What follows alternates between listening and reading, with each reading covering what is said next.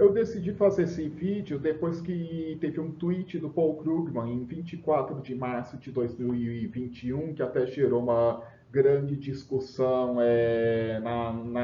uma grande repercussão na tuitosfera entre vários economistas, que começou com um artigo do Noah Smith dizendo que logo depois de 2008, quando teve aquela crise financeira global como resultado do estouro da bolha das hipotecas imobiliárias, e aí teve grande queda do PIB em 2008, 2009 nos Estados Unidos, em outros países desenvolvidos, até em outros países em desenvolvimento, o desemprego foi lá em cima, a inflação foi a zero, aí os bancos centrais dos países desenvolvidos, tanto o Fed nos Estados Unidos quanto o Banco Central Europeu, levaram a taxa nominal de juros para zero. Aí, nesse período, houve um debate muito quente de macroeconomia, e mais especificamente sobre política fiscal. Aí tinham, de um lado, os keynesianos defendendo o uso de estímulos fiscais para retomar a atividade econômica. E estímulos fiscais entende-se como um aumento deliberado de gasto público para aumentar a demanda agregada ou uma redução de impostos. E aí, do outro lado, tinha os anti-keynesianos que eram contra esse tipo de estímulo. Aí, até na figura aqui no slide, eu fiz a montagem colocando de um o Paul Krugman, que foi um dos nomes mais fortes dos keynesianos, e o outro o Robert Barro, que foi um dos nomes mais fortes dos anti-keynesianos. Aí esse debate foi bastante quente entre 2008 e 2012. Aí depois, tanto na mídia quanto na academia, e depois esse debate foi esfriando lá a partir de 2012, quando a economia americana já estava bem recuperada, o PIB já estava retornando ao patamar de 2007, depois passando a ficar ainda maior, o desemprego caindo novamente, aí os assuntos mais discutidos passaram a ser outros.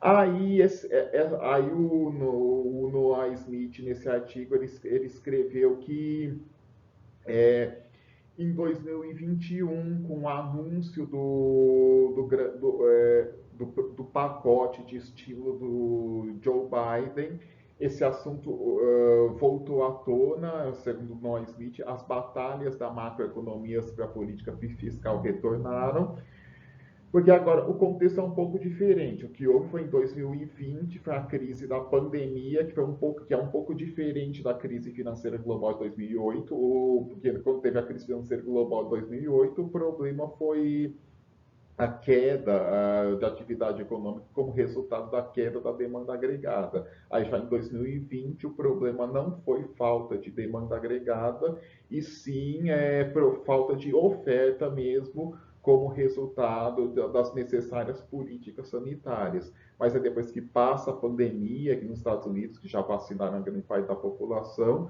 aí o problema sim pode ser o nível de atividade econômica continuar baixo, aí sim por falta de demanda agregada. É por isso que o presidente Joe Biden decidiu fazer esse pacote de estímulo. Aí, por isso, aí voltou aquelas velhas discussões sobre a macroeconomia, mais especificamente sobre a política fiscal, que estavam muito em pauta entre 2008 e 2012, voltaram agora em 2021. Aí apareceu o tweet do Paul Krugman, que eu falei no início desse vídeo, dizendo que tem uma diferença entre agora 2021 e o período entre 2008 e 2012, porque de acordo com Paul Krugman, em 2021 já se sabe que os keynesianos venceram o debate entre 2008 e 2020 e 2012, que poucos na academia agora negam que quando o nível de atividade econômica está baixa, os estímulos fiscais realmente ajudam a aumentar o PIB. Os multiplicadores, assim, multiplicador é o quanto US$ 1 a mais de gasto público causa de aumento do PIB. Aí, por exemplo, quando se diz que US$ 1 a mais de gasto público gera 50 centavos a mais de PIB, se fala que o multiplicador é de meio. Aí, se US$ 1 de gasto público gera US$ 1 a mais de PIB, se diz que o multiplicador é 1. Aí, se US$ 1 a mais de gasto público gera US$ 2 a mais de PIB, se diz que o multiplicador é 2. E e aí o Paul Krugman, esse eu pus só um dos tweets, aí, mas na sequência de tweets o Paul Krugman diz que agora se sabe que é uma coisa, foi verificar, que de notório conhecimento que quando a atividade econômica está baixa e a taxa de juros está em zero, o multiplicador é positivo, pode ser até maior, até maior que um e que foi verificado empiricamente que estavam erradas hipóteses de anti-keynesianos, como a hipótese da austeridade expansionista, por exemplo, que diz que quando é contraído o gasto público, aí tem um aumento de investimento privado em quantidade até maior do que a contração do gasto público, porque a contração do gasto público geraria um aumento da confiança do setor privado, que é a tal da fadinha da confiança, que é uma das cloroquinas da economia. E, e que essa hipótese foi defendida já por um economista famoso nos anos 80 e 90, observando experiências na Europa, que foi o Alberto Alesina, mas aí já foi verificado que vários erros metodológicos nos artigos dele que defenderam essa hipótese. Aí, segundo Paul Krugman, apenas charlatões e colunistas do Wall Street Journal continuam negando que os keynesianos tenham vencido esse debate. Bom, aí como o debate sobre política fiscal depois da crise de 2008 foi tema da minha dissertação, é por isso que eu decidi fazer esse vídeo discutindo esse tweet do Paul Krugman, verificando se foi isso mesmo, se realmente foram os keynesianos que venceram o debate. Uh, que aí ia apresentar os resultados da minha pesquisa para mostrar para vocês se foi realmente isso que aconteceu. Bom, aí logo depois da crise de 2008, como eu falei, houve uma grande discussão sobre a política fiscal, se devia ter estímulo ou não. Aí Aí tinha vários grupos diferentes de economistas. Aí, no mainstream, o que existiam mais eram os novos keynesianos, que existem tanto novos keynesianos progressistas quanto novos keynesianos conservadores, e também os novos clássicos. E eu já falei na minha sequência de vídeos do meu professor de economia, número 017, sobre a história da macroeconomia, que eu expliquei tudo o que é novo keynesiano, o que é novo clássico, o que é pós-keynesiano. A quem ainda está em dúvida do que se trata, não vou gastar meu tempo, vou explicar detalhes agora, mas aí quem não está muito familiarizado com isso pode ver esses vídeos. Mas bom, aí logo depois de 2008, os novos clássicos foram grandes oponentes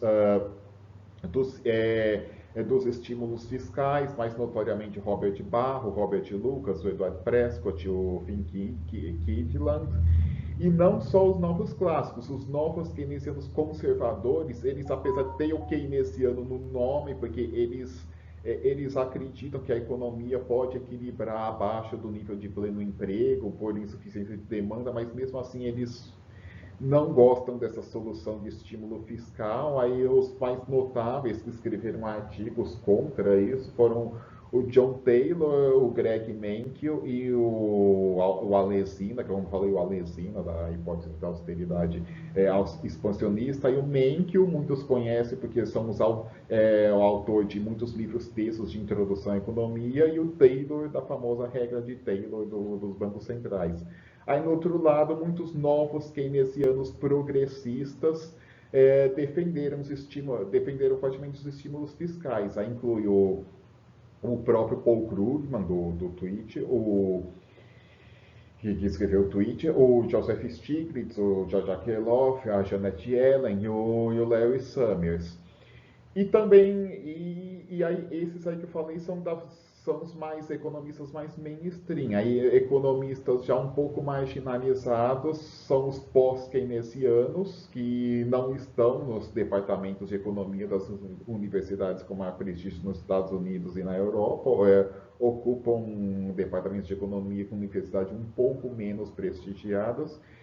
Que aí isso, dentro desses pós-keynesianos, se incluem o Mark Lavoie, o Felipe Arestes, o Malcolm Sawyer, o Randall Wray. Esses também passaram a escrever artigos logo depois de 2008 fortemente a favor de estímulos fiscais e, diferentemente dos novos keynesianos, os pós-keynesianos consideram que o papel da política fiscal não é importante só em situações excepcionais de crise, como essa logo depois de 2008, que teve uma recessão brutal, taxa de juros em zero.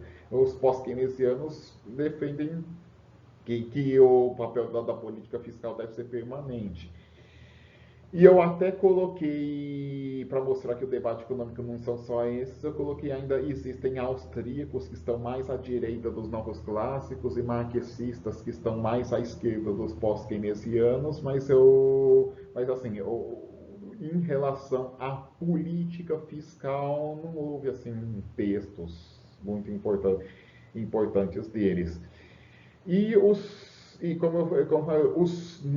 novos keynesianos, eles são também chamados de keynesianos ortodoxos, os pós-keynesianos são os keynesianos heterodoxos, e também outra coisa interessante que eu acho importante destacar é que logo depois de 2008, o pós-keynesiano Mark Lavoie chegou a escrever um artigo falando sobre o retorno, se haveria um retorno de Keynes.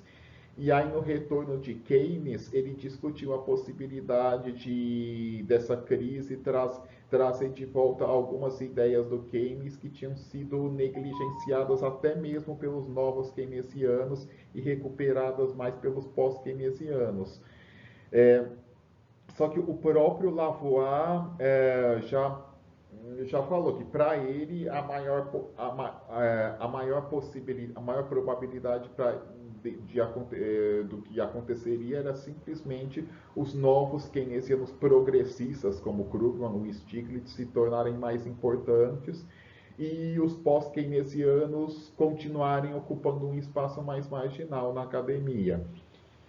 Bom, e aí eu fiz o estudo para verificar, já entre 2019 e 2020, eu fiz um estudo para verificar o que realmente aconteceu.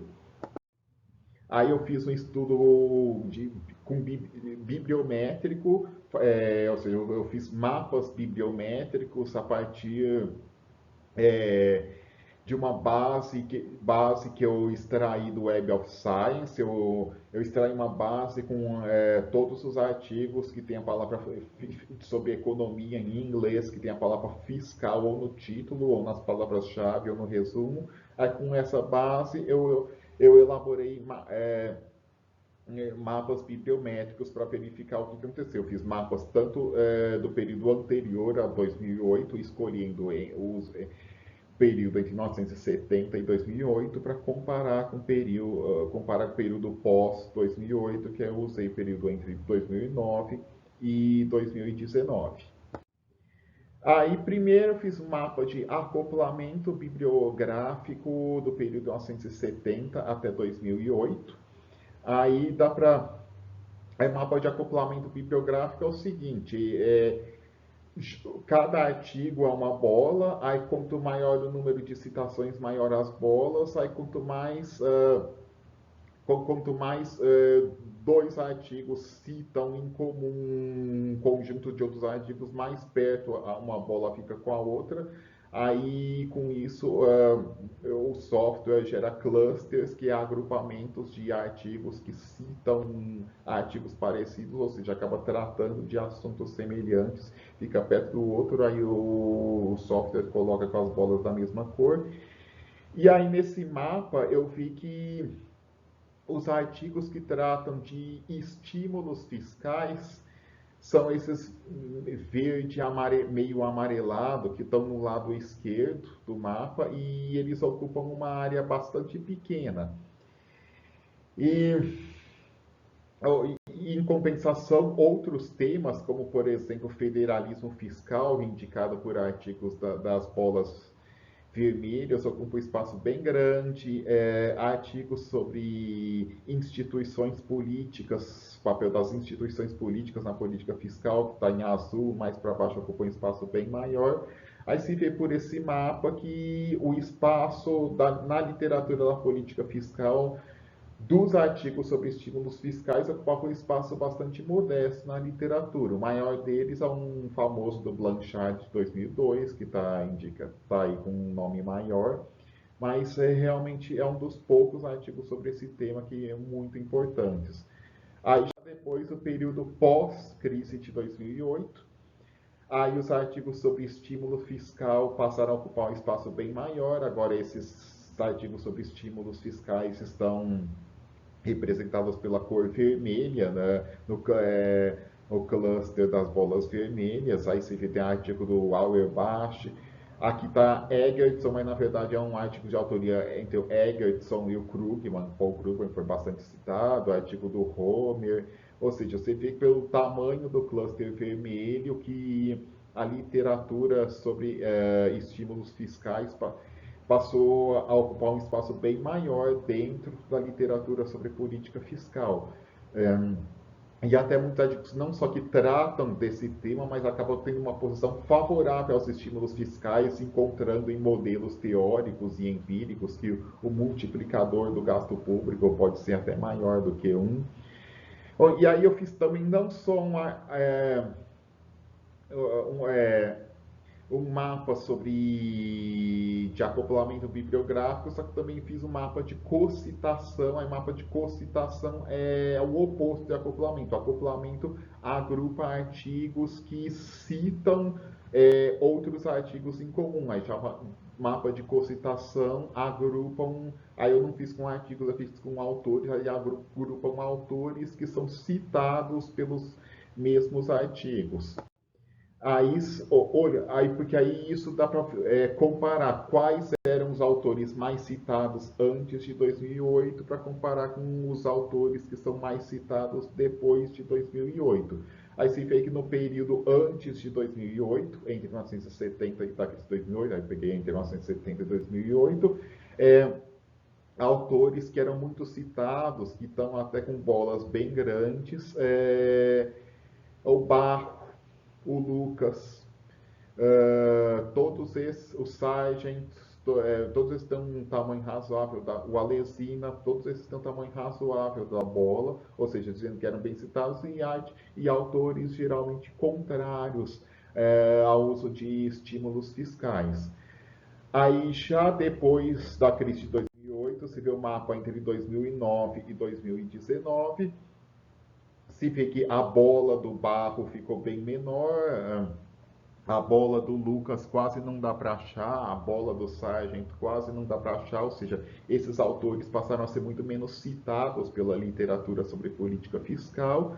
Aí, em compensação, novos keynesianos favoráveis ao maior uso de política fiscal, como Blanchard, Woodford, o Egerton, o Perotti, o Auerbach, todos em verde, ou Galli, todos em verde. Dá para ver que todos eles tiveram uma bola com tamanho razoável, mostrando que a literatura passou a citar eles. E também o que não acontecia antes de 2008, mas passou a acontecer depois, autores pós-keynesianos, ou seja, mais favoráveis ainda ao uso de estímulos fiscais, passaram a ter bolas os representando, ou seja, a literatura publicada depois de 2008 passou a citá-los com razoável frequência. Aí nesse grupo você vê entre os de azul escuro no topo da figura. Aí tem o Dossi, o Caldor, o Taylor, o Lance Taylor, o Stockhammer, o Minsky, o Paley, o Piketty. E mesmo até o Keynes, que não tinha uma bola visível antes, passou a ter depois.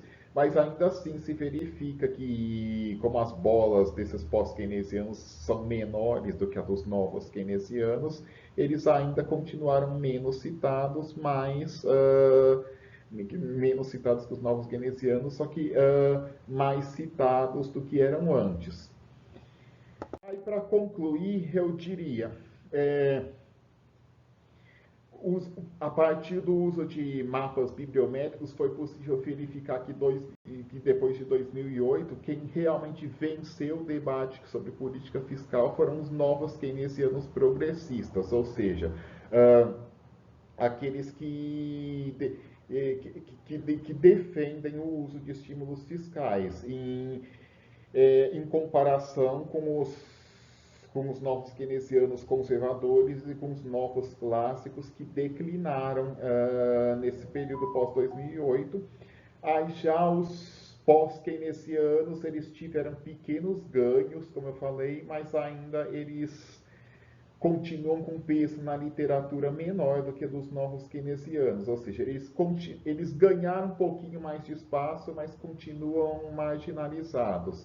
Aí quem realmente teve os artigos mais citados sobre política fiscal depois de 2008 foram os nossos keynesianos progressistas. E aí são estes que o Paul Krugman considera como os keynesianos, por isso que o Paul Krugman fala que os keynesianos venceram, porque o Paul Krugman, Paul Krugman ele é muito crítico dos austríacos e dos novos clássicos. Ele também critica muito os novos keynesianos conservadores, ele defende o grupo dele, que é o dos novos keynesianos progressistas, e ele não fala nem bem nem mal nem dos pós-keynesianos, ele simplesmente os ignora. Aí, quando ele está falando dos keynesianos, ele se refere aos novos keynesianos progressistas, que ele diz que foram os que ganharam o debate, e pelo que eu encontrei no meu estudo bibliométrico, sim, foram realmente os vencedores do debate. Assim, aí para concluir eu digo, sim, os keynesianos venceram, mas foram os keynesianos, mas foi o keynesianismo ensinado mais nas universidades das costas dos Estados Unidos e não o keynesianismo ensinado, por exemplo, no Instituto de Economia da Unicamp, no Instituto de Economia da UFRJ, que é o como eu falei, é o pós-keynesianismo, e que também é ensinado em alguns centros mais marginalizados, como o Kansas, Missouri, nos Estados Unidos, ou o Levi Institute. Mas ainda assim, eles ganharam um pouquinho mais de relevância. E agora o debate está aberto novamente com os estímulos fiscais depois da crise da pandemia. Bom, e aí quem gostou desse vídeo, eu peço muito para dar like e quem não se inscreveu para se inscrever no canal e para ajudar a divulgar.